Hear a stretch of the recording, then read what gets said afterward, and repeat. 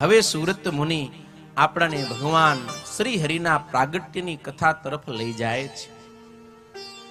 સુરત મુનિ કહે કે હે પ્રતાપસિંહ રાજન, આ ભારત વર્ષની અંદર ઉત્તર દિશાની અંદર સર્વે પર્વતોનો રાજા નગાધીરાજ હિમાલય પર્વત આવેલો છે. એ પર્વતને વિશે અનેક વૃક્ષો છે, પશુ પક્ષીઓ છે, પવિત્ર ગંગા નદી ત્યાં કને 7 ધારાઓની અંદર પ્રવાહિત થઈ રહેલી છે. અનેક ઔષધિઓ, ખીણો, ગુફાઓ, એનાથી દેદીપ્યમાન આ હિમાલય અતિ શોભે છે.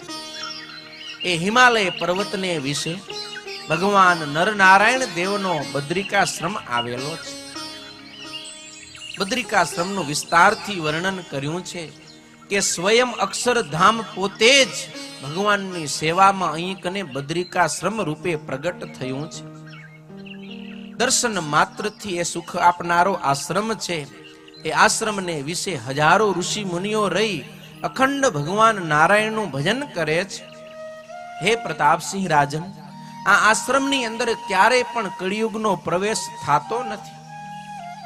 અને જ્યાં કળિયુગનો પ્રવેશ ન હોય ત્યાં કળિયુગના દોષો પણ ક્યારેય પ્રવેશી ન શકે.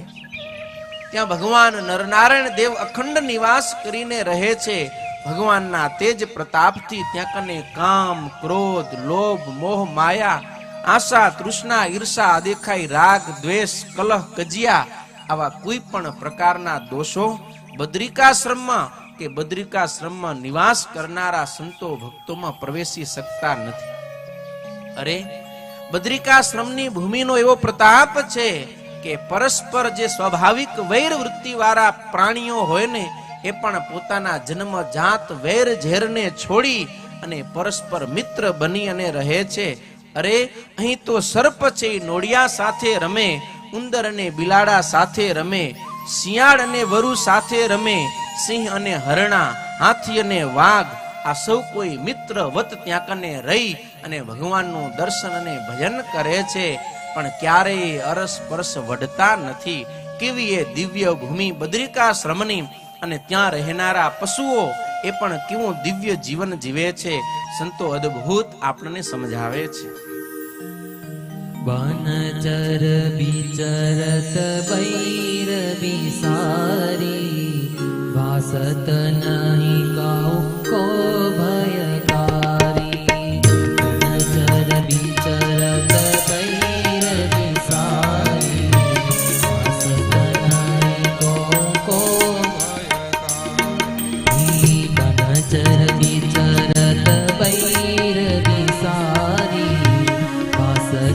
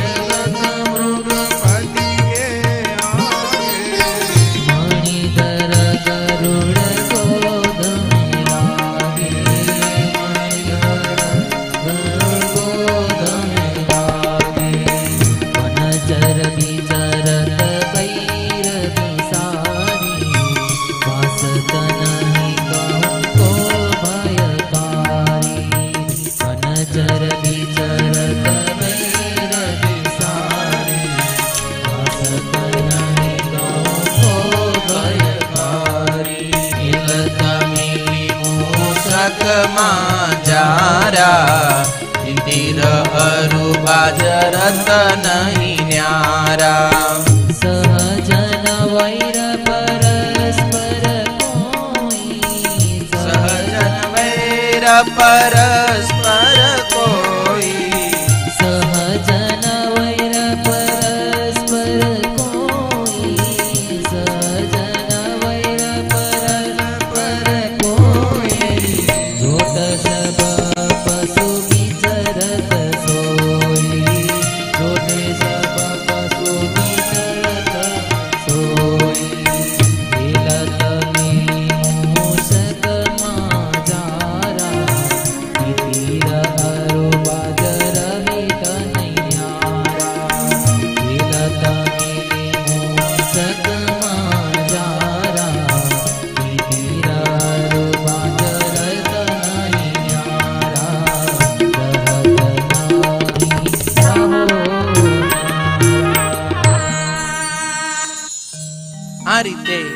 ભગવાનના પશુઓ પણ પોતાનો વૈરી સ્વભાવ છોડીને એકબીજાની સાથે રહે છે. પશુએ પોતાના સ્વભાવ છોડ્યા, પણ આપણે શું કરીએ છીએ એ હવે વિચારવાનું છે થોડીક વાર.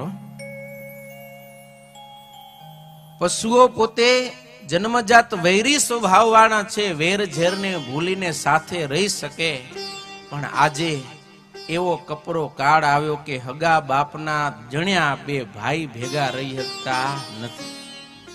દેરણી જેઠાણીને મન મેળ નથી, સાસુ વહુની વચ્ચે ડખા ચાલે છે. આપણે માણસ છીએ, ભગવાને આપણને બુદ્ધિ આપી છે, અક્કલ આપી છે, છતાંય પણ આપણે સાથે હળી મળી અને પ્રેમથી રહી શકતા નથી. ઈર્ષા, અદેખાઈ, રાગ, દ્વેષ, મારું તારું, કજિયો, કલહ, કંકાસ, આની અંદર કકડીને જીવ દુખી થઈ જાય છે. અરે આપણા સંતો તો એમ કહે કે આ ભગવાનના દર્શન કરી અને બદ્રિકાશ્રમની અંદર પૂછવાળા જે પશુ હતા ને, પૂછવાળા પશુ ઈ સુધરી ગયા, પણ હજી આ મૂછવાળા માણસ છે ને ઈ સુધર્યા નથી.